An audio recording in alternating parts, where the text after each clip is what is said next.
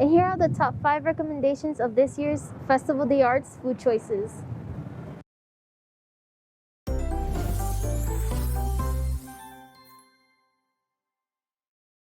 So I'm just going to be showing you guys around Epcot and all of the food choices that they have, as well as my top 5.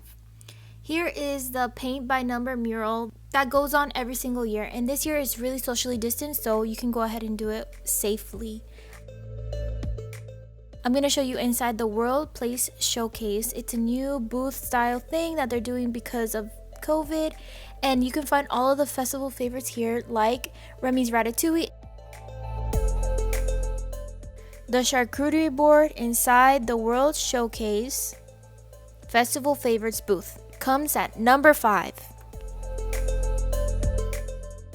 We just finished trying all the charcuterie, and we really think that the best one was the country pate, which is this one, and all the cheeses were really good as well.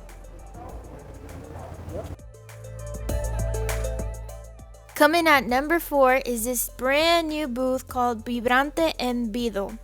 It's like a Brazilian inspired booth, and we're gonna be trying this passion fruit mousse.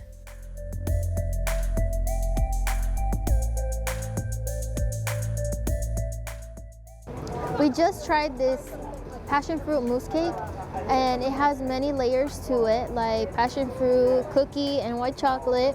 It is very, very tart and sweet, and the log is pretty long. It's like this long. We only ate about half of it, and we can't really eat anymore because it's so sweet. Other festival favorites like this one, Coco Vin, is coming in at number 3. It's definitely in my recommendation to try just because it's so different looking. Usually Coco Vin is like it's just chicken with, you know, sauce on top, but this one they really made it fancy by deconstructing it a little bit.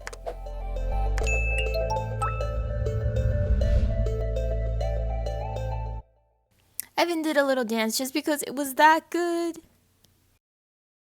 Here I'm going to be showing you Canada's booth that is there every single year during the arts festival, and we're going to be taking a look at the vanilla rose water and pistachio panna cotta.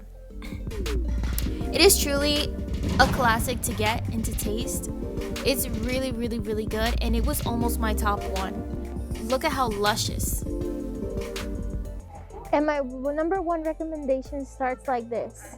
Here is a Pop Eats festival booth. It's a modern cuisine inspired by modern art. Basically just taking basic meals and making them into beautiful masterpieces.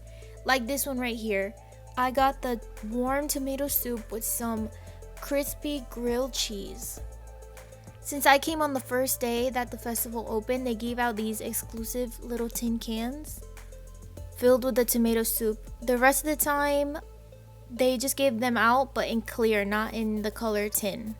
Don't forget to dunk your grilled cheese into that tomato soup. It's honestly the only way to eat grilled cheese and tomato soup. For my next food adventure, don't forget to follow me on this page and @ChefJelly's on Instagram.